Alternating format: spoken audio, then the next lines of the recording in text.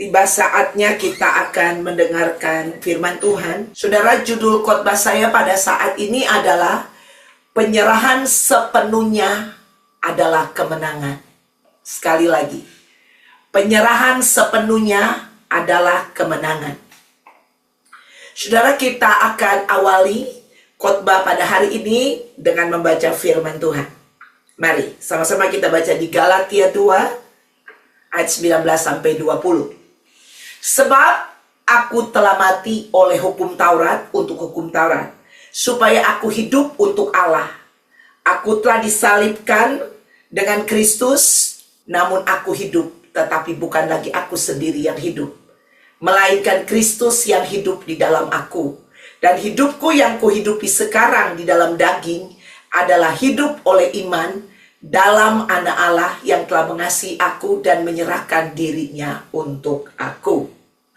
Saudara yang kekasih di dalam Tuhan Yesus Kristus, hidup dalam penyerahan sepenuhnya kepada Tuhan itu mutlak untuk orang percaya. Artinya, orang percaya harus menyerahkan seluruh kehidupannya kepada Tuhan. Karena Tuhan Yesus, Dia adalah pemilik kehidupan kita. Sejak kita menerima Tuhan Yesus sebagai Tuhan dan Juru Selamat kita, menjadikan Dia Tuhan, saudara. Tuhan artinya kurios, artinya penguasa. Penguasa tunggal, satu-satunya penguasa dalam hidup kita. Artinya bahwa Dialah yang berkuasa, Dialah yang memiliki kita. Dan sebagai anak-anak Tuhan yang telah ditebus oleh darah Tuhan Yesus, kita dikatakan oleh firman Tuhan telah dibeli dengan harga yang tuntas. Jadi kita ini milik Tuhan kita, yaitu Tuhan Yesus. Tuhan itu kalau bahasa Inggris itu Lord, Tuhan. Jadi kita adalah milik Tuhan sepenuhnya. Ya, hidup kita bukan milik kita lagi, tetapi milik Kristus. Dan Kristuslah yang memiliki hak sepenuhnya atas hidup kita. Bukan kita lagi, ya, melainkan Kristus, ya, yang memiliki kehidupan kita. Nah, ini arti penyerahan, saudara, ya, di mana Yesus memiliki kehidupan kita sepenuhnya, ya. Dan kalau kita mau lihat juga, saudara, ya, penyerahan itu sendiri, ya. Penyerahan kalau dalam arti pada umumnya, saudara yang kekasih, ya, penyerahan itu artinya, ya, kita berserah total, ya, menyerahkan rencana dan keinginan diri sendiri untuk mengikuti kehendak Tuhan, ya. Saudara yang kekasih, ini penyerahan, ya. Jadi kita benar-benar menyerahkan seluruh hidup kita. Kita follow Jesus, kita mengikuti Dia seumur hidup kita. Ya, jadi kalau seumur hidup kita berarti tidak ada waktu-waktu di dalam kehidupan kita berjalan dengan apa yang kita inginkan. Karena kita bukan milik kita lagi. Ya, tapi milik Tuhan Yesus. Jadi keinginan Tuhan, kehendaknya lah yang terjadi dalam kehidupan kita. Bukan kita, saudara. Berserah juga adalah saudara menyerahkan segala kehendak kita kepada Tuhan. Ya, seluruh kehendak kita kepada Tuhan sampai segala hasil akhir dari kehidupan kita ini itu berasal dari Tuhan, bukan dari diri kita. Nah, ini penyerahan total, saudara yang kekasih. Berserah kepada Tuhan juga itu berarti kita komit. Ya, komitmen. Ada komitmen, saudara, ya. Ada komitmen dari diri kita sendiri untuk mengikuti kehendaknya dalam setiap aspek kehidupan kita. Ya, ini penyerahan, saudara. Nah, kalau kita lihat tadi dikatakan di ayat, coba kita buka lagi ayat yang pertama tadi, ya. Saudara perhatikan di sini, ya. Sebab aku telah mati. Ya, jadi kita telah mati oleh hukum Taurat untuk hukum Taurat, supaya aku hidup untuk Allah. Ya, jadi kita telah mati. Ya, kalau kita berbicara hukum Taurat, kita berbicara hukum-hukum yang ada ya, yang di dalam perjanjian baru itu hukum Allah, saudara ya.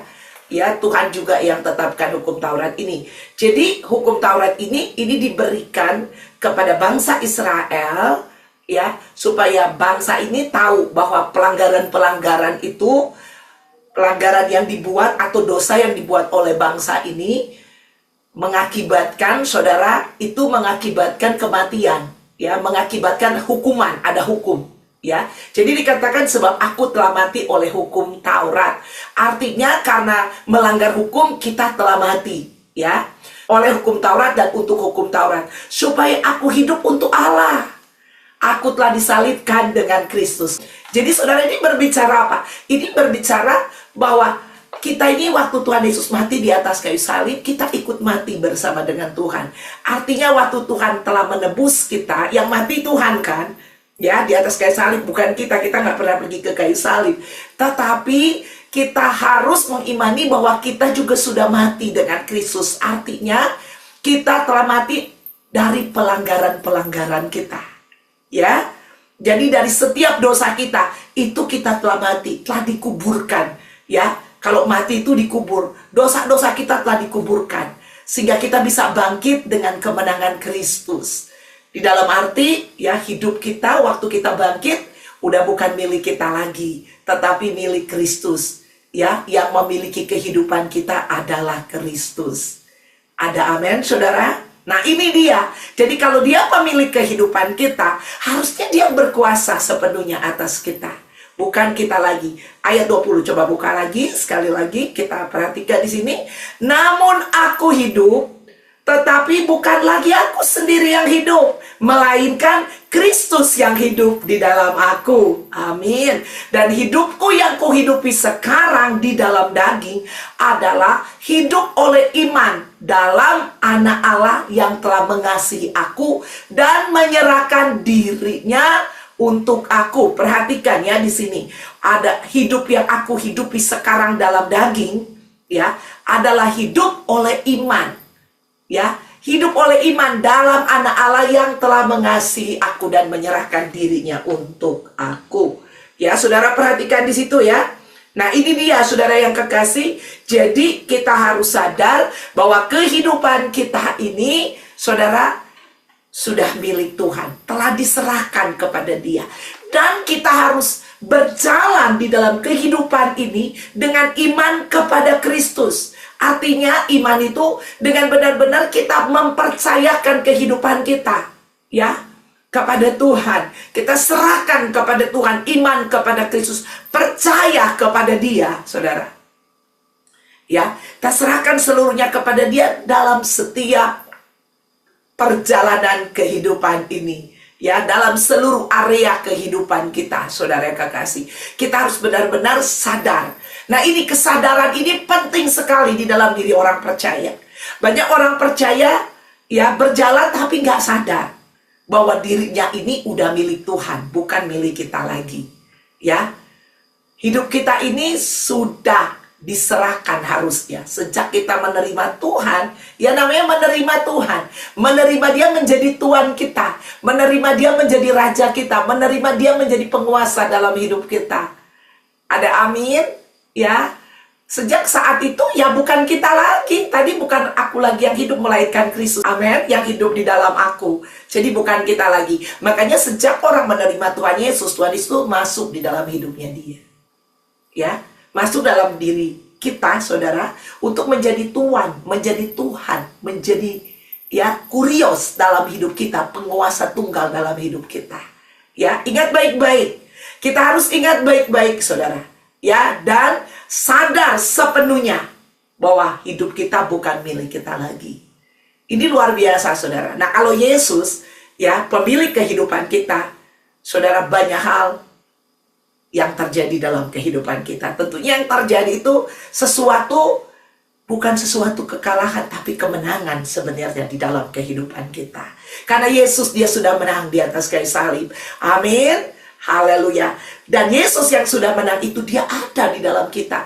Dia mau, saudara, kita berjalan di dalam kemenangannya Dia, kemenangan Kristus. Dia tidak mau kita berjalan dengan kemampuan diri kita, saudara. Karena kalau kita berjalan dengan kemampuan diri kita, pasti kita dikalahkan. Ya, karena kita pertama limited. Kedua, manusia kita ini manusia daging yang gampang sekali jatuh di dalam dosa, saudara. Kalau kita berjalan dengan kemampuan diri kita. Saudara, makanya ada orang, misalnya contoh, orang itu mau coba berbohong. Ya, dia udah menguasai dirinya. Aduh, aku nggak mau berbohong, berbohong juga. Karena pakai kemampuan diri. Kemampuan diri itu nggak bertahan lama, saudara. Tetapi kemampuan, kekuatan Allah itu nilainya kekal. Ada amin. Ya. Haleluya. Kita buka ayat berikutnya, saudara yang kekasih. Kita akan terus belajar. Ya, di 1 Petrus 5 ayat 6-7. Karena itu, rendahkanlah dirimu di bawah tangan Tuhan yang kuat, supaya kamu ditinggikannya pada waktunya. Serahkanlah segala kekhawatiranmu kepadanya, sebab ia yang memelihara kamu. Saudara yang kekasih, jadi kita harus dengan penuh kerendahan hati, saudara yang kekasih, ya. Jadi dikatakan karena itu, ya. Karena itu, ya. Karena kita telah ditebus oleh darahnya. Kita ini milik Tuhan. Kita ini tidak berhak lagi atas hidup kita. Itulah sebabnya kita harus merendahkan diri. Amin. Artinya kita harus admit, kita harus mengakui, ya.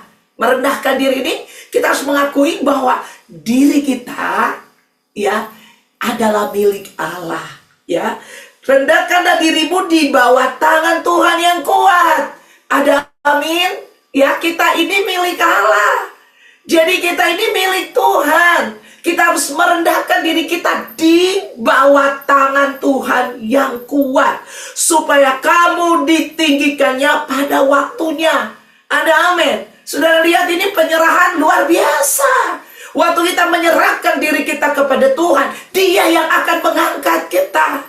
Ya, bukan siapa-siapa, saudara. Dia yang akan meninggikan kita. Banyak manusia ingin meninggikan dirinya, saudara. Ya, ingin mengangkat dirinya. Saudara, pengangkatan manusia itu sia-sia. Karena saya katakan bahwa pengangkatan dari manusia itu, saudara yang kekasih, ya, itu, saudara, biasanya kalau manusia mau mengangkat dirinya, manusia terkadang tidak punya kemampuan. Kalaupun punya kemampuan, terbatas. Sekali lagi, kita ini terbatas, saudara. Ya. Tetapi kalau Tuhan yang angkat kita, saudara, udah pasti bisa. Amin. Dan kalau Dia yang mengangkat kita, Dia yang meninggikan kita, tidak ada yang bisa melawan Dia. Ya. Tidak ada yang bisa menghalangi kita, saudara yang kekasih. Ya. Untuk Tuhan angkat kita. Karena Tuhan punya kuasa. Dia powerful. Dia Allah yang berkuasa. Dan Dia adalah Allah kemenangan kita. Untuk itu, saudara, kita harus izinkan. Waktu kita menyerahkan diri kita kepada Tuhan, Tuhan ambil alih. Tapi kalau kita mau pegang kehidupan kita, ya Tuhan gak bisa ambil alih. Karena tidak ada dua tangan, ya, di dalam kehidupan ini. Tuhan bilang dalam firman Allah, gak boleh ada dua tuan dalam hidup ini. Kalau ada dua tuan, pasti kita akan tunduk kepada salah satunya. Nah, kalau dua tuan, ada Tuhannya, yaitu Tuhan Yesus dalam hidup kita, dan kita menjadi Tuhannya juga dalam hidup kita, saudara. Pasti kita nggak akan dengerin salah satu Tuhannya. Yaitu kita akan lebih mendengar diri kita sendiri, karena kita Tuhannya dalam diri kita. Saudara yang kekasih, kita bukan milik kita lagi, tetapi milik Kristus. Dia adalah Tuhan, dan Dia mau meninggikan kita. Dia mau mengangkat kita. Haleluya. Kalau Tuhan yang mengangkat, tidak ada yang dapat merendahkan kita, saudara. Puji Tuhan. Dan kita lihat ayat 7 dikatakan, serahkanlah segala kekhawatiranmu kepadanya, sebab Ia yang memelihara kamu. Ada amin. Ini powerful, saudara. Ya, waktu kita menyerahkan segala kekhawatiran, ini di sini Tuhan bertindak. Waktu kita serahkan kepadanya, sebab Ia yang memelihara kamu. Waktu kita serahkan kekhawatiran kita, saudara, Dia yang akan pelihara kita. Tapi kalau kita tidak serahkan kekhawatiran kita kepada Tuhan, saudara, bukan Tuhan yang memelihara kita, diri kita yang memelihara. Nah, kalau kita sekali lagi terbatas, saudara, ya, Tapi kalau Tuhan tidak terbatas. Nah, ini berbicara menyerahkan segala kekhawatiran. Ini berbicara kita menyerahkan sepenuhnya kehidupan kita. Kalau kita berjalan dengan kemampuan diri kita, banyak hal kekhawatiran yang bisa terjadi di dalam kehidupan kita. Ya, karena saudara, waktu kita mulai berjalan dengan kemampuan diri, saudara, kita selalu melihat senternya dalam diri kita. Nah, kalau kita rasa mungkin, oh kita punya kemampuan 20, ya, dan pekerjaan yang akan saya lakukan itu 15, oh saya bisa deh. Tapi kalau 25, langsung kita pusing, langsung khawatir. Betul? Ya, kalau kebutuhan kita 10, saudara, kita punya 5, saudara, langsung khawatir. Ya, tetapi kalau kita menyerahkan seluruhnya kepada Tuhan, dikatakan Dia yang memelihara hidup kita. Puji Tuhan. Nah, ini Anda bisa lihat penyerahan total luar biasa, saudara yang kekasih. Penyerahan total atau penyerahan sepenuhnya kepada Tuhan adalah Tuhan mengambil alih kehidupan kita, saudara. Jadi bukan kita lagi, Dia ambil alih semua yang kita perlukan, saudara yang kekasih. Semuanya bagi Tuhan itu mungkin, saudara. Apa sih yang gak mungkin bagi Allah? Dia mungkin, semuanya mungkin, saudara. Di Taman Eden Dia ciptakan semuanya dengan begitu luar biasa. Semua keperluan manusia sudah diciptakan di Taman Eden sebelum Tuhan menjadikan manusia. Ada amin? Ya. Dan Tuhan yang bilang, oke, Adam dan Hawa garap ini taman ini. Ya, silakan. Ya, tapi Dia sudah menyediakan segala sesuatu. Tapi dalam kehidupan kita, terkadang kita mau menggarap, tapi nggak ada yang mau digarap. Betul? Saudara, tapi di dalam Tuhan, Dia mau menyediakan semua yang kita perlukan. Makanya ada firman Tuhan berkata, Allahku akan memenuhi segala keperluanmu menurut kekayaan dan kemuliaan dalam Kristus Yesus Tuhan. Ada amin. Haleluya. Ya, Allah itu baik. Katakan Allah itu baik. Katakan Allah itu baik bagiku. Allah itu baik bagiku. God is good to me. Dia baik, saudara. Ya, jadi menyerahkan totali kehidupan kita karena Allah baik. Karena Dia mau memelihara kehidupan kita. Ya, jadi jangan salah sangka kepada Tuhan. Banyak orang, aduh, waktu melakukan hal-hal yang benar susah banget ya melakukan kehidupan yang benar ini. Karena apa, saudara? Kenapa susah? Susah nggak melakukan sesuatu yang benar? Siapa yang bilang susah? Angkat tangan. Siapa yang bilang gampang? Angkat tangan. Saudara, kalau kita nggak serahkan hidup kita, susah. Kalau kita serahkan, ya mudah, saudara. Ya, saudara, kalau pakai kekuatan kita, tadi saya sudah bilang, mau berbohong pakai kekuatan kita susah, saudara. Ya, banyak orang mau saat teduh aja pakai kekuatannya. Aduh Tuhan, aku berjanji, aku mau saat teduh. Kita pakai berjanji sama Tuhan. Hati-hati berjanji sama Tuhan gak dilaksanakan. Hati-hati. Ya, kita berjanji, Tuhan kalau berjanji Dia laksanakan. Ya, kalau kita berjanji, laksanakan terus-menerus gak? Tuhan, aku berjanji Tuhan, besok aku mau bangun pagi-pagi jam 5. Kebablasan 10 menit. Bilangnya jam 5. Bilangnya Tuhan bangunkan aku. Ya, mau saat teduh. Kira Tuhan bangunkan Tuhan 5 menit lagi, 10 menit lagi. Itu Tuhan loh, jangan main-main. Sama bosmu aja, waktu kita janji kita tepati, betul? Itu Tuhan. Ya, saudara yang kekasih, terkadang kita melupakan janji-janjinya. Karena kita terbatas, tidak punya kemampuan. Ngantuk lebih kuat daripada janji kita. Kalau kita memakai kemampuan diri kita sendiri, saudara, Anda nggak akan mungkin. Nggak akan mungkin bisa melakukan kebenaran firman Tuhan terus-menerus. Kita butuh pertolongan dari Roh Kudus. Ada amin? Untuk itu serahkan kehidupanmu kepada Dia. Ya, kekuatannya, kemampuannya. Makanya Dia ada di dalam kita, di dalam diri kita. Kekuatannya, kemampuannya bekerja di dalam diri kita, saudara. Jangan pakai kekuatan dan kemampuanmu lagi. Kemampuan kekuatan kita Sekali lagi, itu terbatas. Tapi kekuatan kemampuan Allah tidak pernah terbatas. Ya, hanya Allah yang tidak pernah berbuat dosa. Semua manusia telah jatuh di dalam dosa. Makanya andalkan, ya, pribadi yang tidak pernah berbuat dosa, yaitu Allah. Amin. Hanya Dia yang bisa melakukan seluruh perintah dan hukum Allah. Jadi, bisa nggak kalau ada pertolongan Tuhan, kalau Allah sendiri di dalam kita, kekuatannya, kemampuannya yang bekerja di dalam kita untuk melakukan kebenaran firman? Jawabannya bisa atau tidak? Bisa. Karena bukan kemampuan kita, kekuatan Allah. Haleluya. Ya, bukan kuat, bukan gagah, oleh Rohku, kata Tuhan. Gunung ini dipindahkan, gunung itu. Amin. Apa aja gunung-gunung situasi keadaanmu, terlalu mudah untuk Tuhan memindahkannya.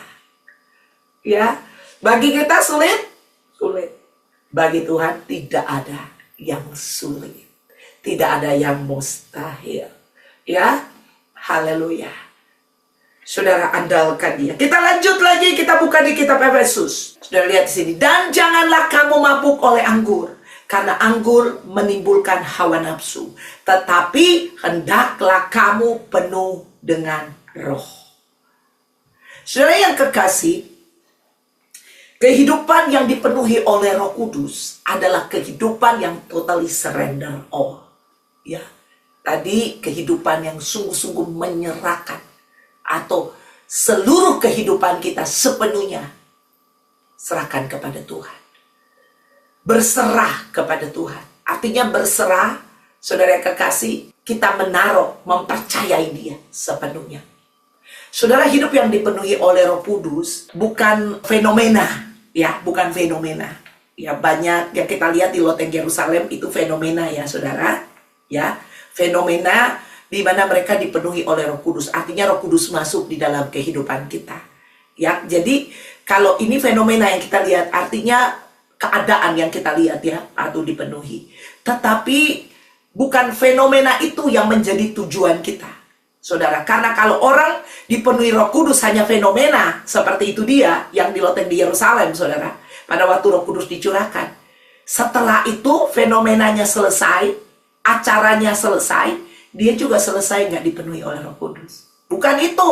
Tapi kalau kita lihat di loteng Yerusalem, fenomenanya dipenuhi oleh Roh Kudus. Sejak saat itu, kehidupan murid-murid berubah. Petrus yang tadinya apa, saudara? Ya, dia dinaik Tuhan. Betul? Pada waktu, itu berapa hari sebelumnya, ya? Jadi 40 hari Roh Kudus dicurahkan setelah Yesus naik ke surga. Nah, Yesus bangkit hari ke-50 berarti dengan kebangkitan Yesus. Ya, 10 hari Yesus ada, 10 hari Dia hidup, Dia bangkit, dan hari 10 Dia naik ke surga. Betul? Dan hari ke-50 setelah Dia bangkit, pencurahan Roh Kudus, saudara. Di situ kita lihat Petrus itu waktu Tuhan Yesus bangkit, Tuhan Yesus samperin Petrus. Ya, Dia samperin Petrus sudah kembali menjadi nelayan, saudara. Sudah ada di laut lagi. Dan Tuhan Yesus samperin dia. Petrus sedih, dia kecewa. Tuhan yang selama ini dia ikuti udah mati. Padahal Tuhan udah berjanji sama mereka bahwa Dia akan bangkit lagi. Nah, itulah mereka nggak mudeng. Sampai Tuhan Yesus samperin si Petrus ini. Ya, dia menjadi nelayan, disamperin di sana. Dan akhirnya Petrus sadar, saudara. Dan Petrus salah satunya yang melihat pada waktu Yesus naik terangkat ke surga. Dan Tuhan Yesus bilang, tunggu di loteng di Yerusalem. Dia akan mengirimkan Roh Kudus. Ya, Bapa akan mengirimkan Roh Kudus kepada murid-murid, saudara. Dan mereka 120 orang. Mereka taat, ya. Mereka ada di sana menunggu. Dan hari ke-50 setelah Dia bangkit, hari ke-40 pada waktu Yesus naik ke surga, saudara, dicurahkan Roh Kudus. Dan fenomena terjadi. Mereka berbahasa-bahasa dengan bahasa-bahasa yang lain. Bahasa-bahasa dari negara-negara yang lain. Kalau kita cuma sampai ke fenomena itu, saudara, ya udah. Setelah itu dan selesai. Tapi fenomena ini adalah awal sebenarnya waktu Roh Kudus masuk dalam kehidupan kita. Ya, jadi fenomenanya ada. Jadi awal yaitu kita menerima Tuhan Yesus masuk dalam kehidupan kita, menjadi Tuhan dan Juru Selamat dalam kehidupan kita. Artinya kita dipenuhi. Amin. Artinya Yesus, Roh Kudus sepenuhnya menguasai kehidupan kita. Jadi bukan jangan fenomena itu. Yang kalau kita cuma lihat fenomena itu, makanya banyak orang terpukau dengan fenomena itu, saudara. Oh, ada hari Pentakosta, ya, hari pencurahan Roh Kudus. Siapa yang mau terima Roh Kudus? Siapa yang mau terima Roh Kudus? Siapa yang mau dibaptis oleh Roh Kudus? Siapa yang mau ini? Saudara, nggak salah kalau Anda mau didoakan gitu loh ya. Nggak ada masalah, saudara. Tetapi yang salah fenomena itu yang kita kejar. Saudara yang kekasih, fenomena ini kita perlukan. Tetapi setelah itu terjadi, kita lihat rasul-rasul, waktu setelah mereka menerima Roh Kudus, dipenuhi oleh Roh Kudus, mereka menjadi saksi, dikatakan di Kisah Rasul. Jadi penting sekali, saudara, ya. Artinya mereka sepenuhnya dikuasai oleh Roh Allah. Pada waktu sepenuhnya kehidupan kita dikuasai oleh Roh Allah, kita menyerahkan kepada Tuhan. Disitulah Tuhan akan memakai kita menjadi saksi Tuhan. Saudara, banyak orang ingin bersaksi, banyak orang ingin memenangkan jiwa buat kerajaan Allah. Tetapi bilangnya, Bu Desi, Pastor Desi, susah sekali memenangkan jiwa. Saudara, memang dengan kemampuanmu Anda nggak mungkin memenangkan jiwa. Harus membutuhkan pertolongan Roh Kudus untuk memenangkan jiwa. Karena yang membuat orang itu bisa percaya Yesus adalah Tuhan, itu pekerjaan Roh Kudus, bukan pekerjaan manusia. Untuk itu kita penting sekali untuk hidup di dalam kepenuhan Roh ini setiap hari, bahwa hidup kita bukan kita lagi, tapi Kristus. Jadi Tuhan yang menguasai kehidupan kita totally. Kehidupan kita, seluruh kehidupan kita, seluruh aspek kehidupan kita, Dia yang kuasai. Kalau sudah Dia yang kuasai, Dia dapat mengendalikan kita, Dia dapat memakai kita. Tapi kalau kita tidak serahkan sepenuhnya, gimana Dia mau pakai? Ya, makanya ini fenomena-fenomena seperti itu, saudara. Banyak orang mencari yang fenomena-fenomena. Ya, kita bukan saya bilang fenomena itu tidak benar. Saudara, betul, seperti kayak kebaktian ini. Saudara, jangan Anda berpikir kita udah nyanyi. Misalnya kita nyanyi, pakailah hidupku sebagai alatmu seumur hidupku. Ya, kita nyanyi lagu itu. Siapa tahu lagu itu? Angkat tangan yang tahu. Siapa pernah bernyanyi lagu itu? Ya, nyanyi tutup mata, linang-linang air mata, nangis-nangis. Kadang suaranya dibuat seolah-olah lagi nangis, padahal nggak nangis. Kan banyak orang gitu, pakailah hidup, padahal nggak nangis. Nggak usah kayak gitu. Ya, kalau Anda mau nyanyi, nyanyi aja. Kalau nggak nangis, ya nggak usah pura-pura nangis. Ya, jadi kita bikin seolah-olah perasaan kita, suasananya menjadi suasana yang Tuhan pakailah hidupku. Padahal kita tidak surrender all. Kita tidak serahkan sepenuhnya kehidupan kita. Saudara, misalnya saya bilang, pinjam dong handphone Anda, saya mau pakai. Terus Anda kasihnya setengah-setengah. Saya pegang ujungnya, ujung yang satunya, Anda pegang ujung yang satu. Bagaimana saya bisa pakai handphonenya? Anda paham? Ya, jadi jangan sampai fenomena-fenomena seperti ini membuat kita udah seolah-olah dipakai oleh Tuhan, padahal Tuhan tidak pernah memakai kita. Ada amin. Ya, kalau mau Tuhan pakai, serahkan sepenuhnya. Handphone nih, saya serahkan, pakai. Baru orang bisa pakai sepenuhnya, betul? Tapi kalau kita pegang di ujung sama ujung, gimana mau pakai sepenuhnya? Gak bisa. Surrender all, penyerahan sepenuhnya. Disitulah Tuhan akan memakai kita untuk kemuliaan namanya. Dia akan memakai kita untuk menjangkau jiwa buat kerajaan Allah. Makanya dipenuhi Roh Allah, penyerahan sepenuhnya kepada Allah. Di situ Allah akan memakai kita. Petrus dan kawan-kawan, mereka dipakai oleh Tuhan. Gereja mula-mula ini diawali oleh rasul-rasul. Setelah mereka dipenuhi oleh Roh Kudus, yang fenomenanya ada, saudara. Tapi bukan fenomena ini menjadi pusatnya. Ya, penting, perlu ya fenomena ini, di mana lawatan Tuhan, Roh Kudus masuk dalam hidup kita. Waktu kita terima Tuhan Yesus, penting ada momen itu, betul. Tetapi jangan cuma bilang, oh ada di dalam Roh Kudus, udah ada dalam kita. Tapi seumur hidup kita sampai kita mati, kita tidak pernah dipakai oleh Tuhan. Kita tidak pernah menjangkau jiwa buat kerajaan Allah. Kita tidak melakukan kehendaknya Tuhan. Paham ya? Haleluya.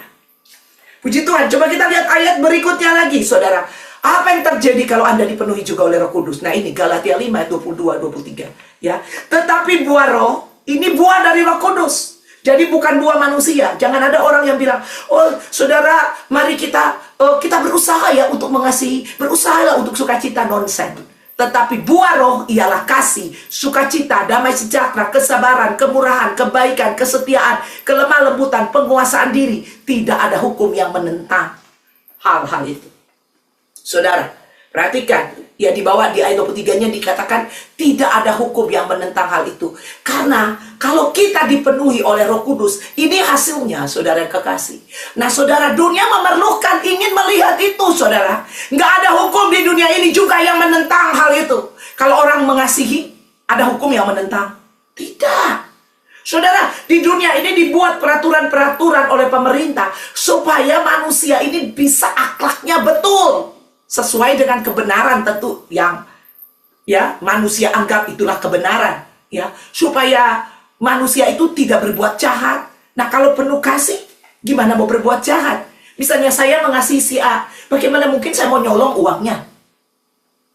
Bagaimana mungkin saya mau gebukin dia? Gak mungkin, saudara. Betul? Jadi tidak ada hukum yang menentang.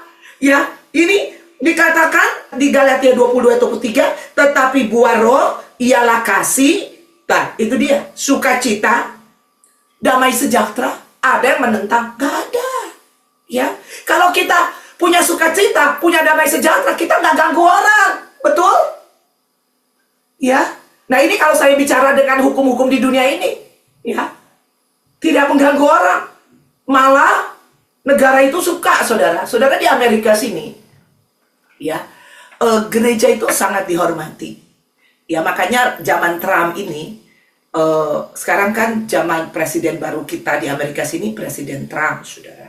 Nah Presiden Trump ini, saudara, membuat aturan main, ada banyak regulasi-regulasi yang dia buat, saudara. Ya termasuk yang imigran-imigran ini, saudara ya, yang sudah ada imigran yang tidak ada status tentunya ya, itu akan dipulangkan oleh Donald Trump. Ya sebenarnya sih bukan perubahan hukum buat saya ya, tapi sehukum suatu negara biasanya begitu ya. Biasanya begitu, misalnya Anda atau kita, misalnya kita warga negara Indonesia, kita pergi ke satu negara orang gitu loh. Atau orang asing datang ke Indonesia. Ya itu kan ada limit waktu yang dikasih, betul nggak? Ya ada limit waktu, bisa dikasih, oh 1 bulan tinggal di Indonesia. Ya Anda nggak boleh melanggar, Anda jadi 2 bulan, Anda dicari, ditangkap, saudara. Ya sama, Donald Trump pun demikian. Jadi sebenarnya yang Donald Trump lakukan ini adalah mematuhi, mengembalikan hukum yang sudah ada itu dijalankan sepenuhnya, saudara ya, untuk memulangkan orang yang undocumented ya, orang-orang yang tidak ada surat ya, artinya tidak ada izin tinggal di Amerika, saudara yang kekasih. Ya, nah ini dilakukan gitu loh, saudara. Nah, saudara, kalau zaman dulu itu beberapa tahun yang lalu, orang imigrasi tidak bisa menyentuh gereja. Ya artinya gini, gereja itu kalau ada orang yang undocumented, mereka tuh di dalam gereja, orang imigrasi nggak bisa ngambil mereka. Makanya waktu beberapa saat yang lalu ya, ada orang-orang di gereja ya, waktu bukan zaman sekarang ya, tapi beberapa saat yang lalu, itu orang-orang, saudara, mereka itu tidur di dalam gereja. Karena ketakutan ditangkap, tidur di dalam gereja, dan tidak ada yang imigrasi nggak bisa sentuh. Seperti itu, karena gereja itu sangat dihormati sekali, saudara. Karena dengan adanya gereja, sebenarnya di Amerika ini suka kalau ada komunitas gereja, karena apa? Orang-orang yang di dalam gereja itu, ya ini dia, ya, hidup di dalam buah roh ini, saudara. Ya, jadi untuk membangun juga bahwa lingkungan itu menjadi lingkungan yang damai, lingkungan yang baik, penjahatnya juga jadi berkurang. Saudara ngerti? Ya, kalau orang-orang pergi ke gereja kan diajarkan baik, diajarkan, ada di gereja ngajarin boleh mencuri kan? Nggak ada. Ya, di gereja diajarkan suatu yang baik. Jadi ini maksudnya itu, saudara. Ya, jadi tidak ada hukum yang menentang. Ada amin? Ya, kita jadi punya akhlak yang baik, punya kepribadian yang baik. Jadi saudara, Anda harus make sure Anda di dalam Tuhan jangan bikin troublemaker di luar sana. Ya, kita harus mencerminkan Kristus yang hidup di dalam kita. Nah, cara mencerminkan Kristus, yaitu pada waktu kita dipenuhi oleh Roh Kudus, saudara, Anda akan menghasilkan buah roh. Karena buah roh itu diproduksi oleh Roh Kudus, bukan usaha manusia. Makanya banyak orang mau berusaha mempunyai kasih, saudara. Kalau Anda mau berusaha memiliki kasih, saudara, kasih itu kasih manusia, kasih yang terbatas. Ya, kasih yang hanya, kalau orang Indonesia, hanya 3 kali. 1 kali buat kesalahan, oke, gue ampuni lo. 2 kali gue ampuni, 3 kali gue gak ampuni lagi, udah keterlaluan. Saudara, ya kalau kasih kita, tapi kalau kasih Allah, ya, ingat pada waktu Tuhan Yesus di atas kayu salib, ya, dia bilang, Bapa, ampunilah mereka, karena mereka tidak tahu apa yang mereka perbuat. Waduh, haleluya, amin. Hanya Allah, hanya Yesus yang sanggup, dan dia hidup di dalam kita. Lewat rohnya yang kudus, dia mau produksi buah roh dalam hidup kita. Waktu kita dipenuhi oleh Roh Kudus, menyerahkan sepenuhnya kita, hidup kita kepada Tuhan, di situ kuasa Tuhan akan bekerja di dalam kita. Ya, dan kita akan melihat, waduh kok saya jadi sabar. Waduh kok saya orangnya jadi murah hati. Kok hatiku penuh dengan sukacita, penuh dengan damai. Ya, kok saya penuh dengan kebaikan. Ada firman Tuhan berkata, jangan jemu-jemu berbuat baik. Ya, kalau dulu cuma 3 kali berbuat baik, atau kalau dulu nggak sama sekali nggak pernah berbuat baik, sekarang berbuat baiknya udah 3, udah 4, udah 5, udah 6, udah 7. Kok bisa ya? Oh, karena Roh Kudus yang memproduksinya dalam hidup kita. Karena aku telah menyerahkan kelemahan-kelemahanku, kekhawatiranku, seluruh kehidupanku kepada Dia. Haleluya. Make sure kita serahkan sepenuhnya. Ya, kalau Anda yang menyerahkan seluruh aspek hidupmu, saudara, pasti buah roh itu akan bekerja keluar dalam hidupmu. Ya, sekali lagi buah roh, bukan buahnya Ibu Desi. Ya, bukan, tetapi buah roh. Ya, kalau buah roh itu adalah buah yang dihasilkan oleh Roh Kudus. Waktu kita dipenuhi oleh Roh Kudus, buah itu akan dihasilkan dalam hidup kita. Buah roh. Haleluya, puji Tuhan. 2 Korintus 5 ayat 17. Perhatikan di sini. Jadi siapa yang ada di dalam Kristus, ia adalah ciptaan baru. Yang lama sudah berlalu, sesungguhnya yang baru sudah datang. Ya, saudara, tadi saya sudah menjelaskan, ya, itulah yang baru. Yang lama itu adalah kemampuan diri sendiri. Yang baru itu adalah kemampuan Allah, kekuatan Allah, kuasa Allah. Amin. Buah roh, buahnya Roh Kudus. Roh Kudus itu adalah roh Allah. Ada amin. Ya, semua yang bersumber dari Allah yang ada di dalam hidup kita. Kebenaran firman Allah, yaitu Allah sendiri pada mulanya adalah firman. Firman bersama-sama dengan Allah, dan firman itu adalah Allah. Mudah nggak melakukan firman Tuhan kalau ada kuasa Roh Kudus yang bekerja di dalam kita? Mudah. Karena kuasa itu yang bekerja di dalam kita. Bukan kuasa kita, kemampuan kita. Ini hidup baru kita. Hidup baru kita, Yesus adalah Tuhan kita, bukan kita yang menjadi Tuhan. Hidup baru kita, bukan kita yang menjadi penguasa tunggal dalam hidup kita, tapi Yesus yang menjadi penguasa tunggal dalam hidup kita. Gampang? Kalau Yesus, oh gampang. Bagi Allah tidak ada yang mustahil. Adakah yang tidak mungkin bagi Allah? Gak ada. All things are possible. Segala sesuatu itu mungkin dan untuk Allah. Ya, melakukan firman Allah secara benar, ya, atau secara konsisten. Allah konsisten. Dia sempurna. Ya, Allah tidak pernah, oh hari ini 1 menit saya nggak lakukan dulu firman-Ku. Nggak mungkin. Ya, sempurna. Hanya Dia yang bisa melakukan secara sempurna. Dan kekuatannya, kuasanya ada di dalam kita. Amin. Ya, haleluya. Ya, dan apa yang kita perlukan? Bagi kita terbatas. Ya, banyak orang, bisa jadi orang kaya, kerja keras. Bisa jadi orang kaya, tetapi tidak punya damai. Ya, tidak ada sukacita. Banyak orang kaya, rumahnya gedong, ya, mobilnya bermerek, ya, ada di halaman, saudara. Ya, tapi bisa juga itu korupsi, saudara, nggak tenang, dikejar-kejar KPK. Ya, seperti itu. Punya perusahaan sana sini hasil korupsi.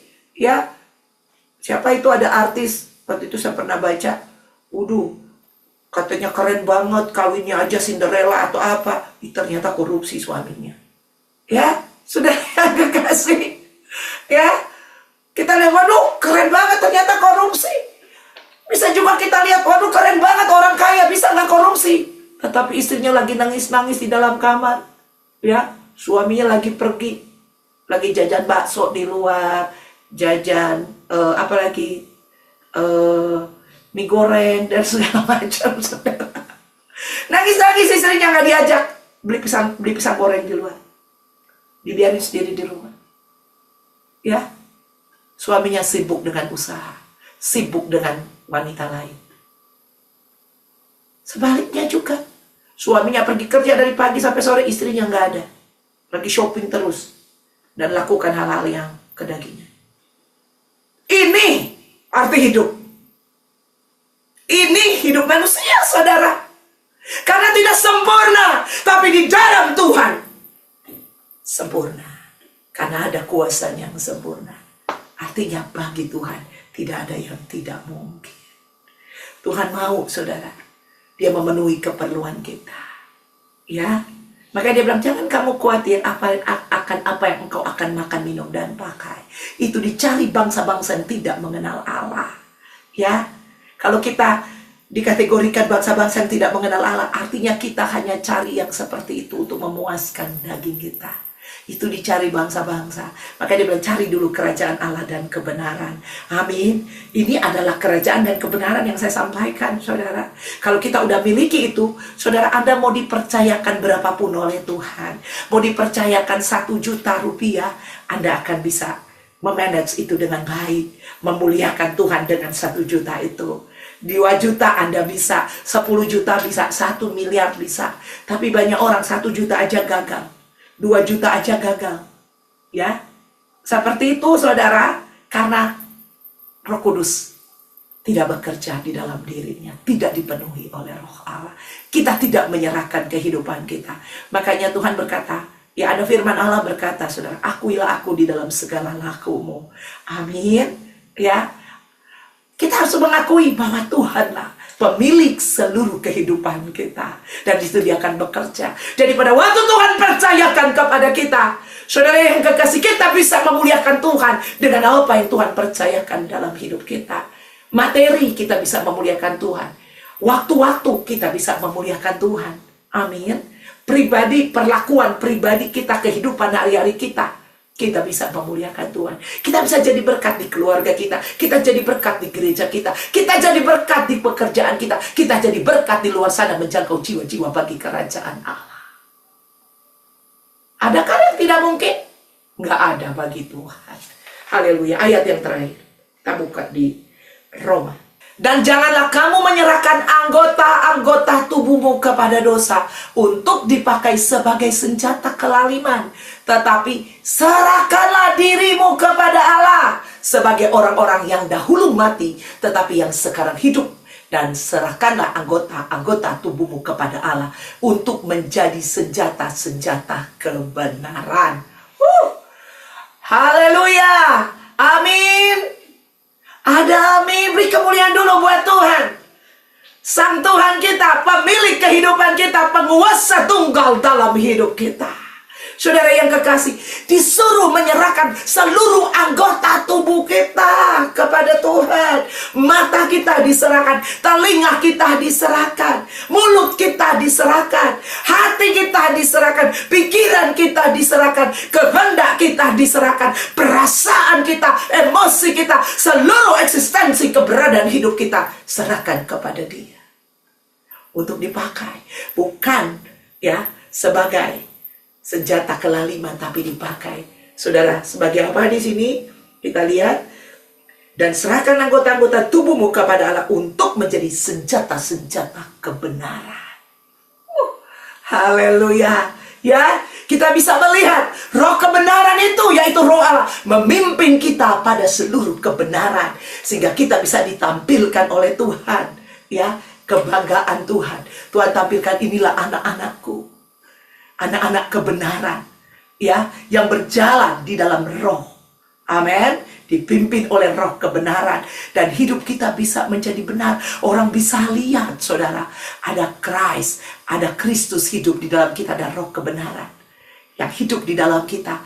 Perbuatan kita, tingkah laku kita, perkataan kita, semuanya, saudara, mencerminkan karakter Bapa di surga. Ya, karena kuasa yang bekerja di dalam kita. Ada amin? Haleluya. Saudara, tidak ada yang mustahil bagi Allah. Untuk itu mari serahkan sepenuhnya kehidupan kita kepada Dia. Seluruhnya, tidak ada sisa. Ini adalah kemenangan buat kita. Jadi menyerahkan sepenuhnya kehidupan kita kepada Tuhan, itu adalah kemenangan.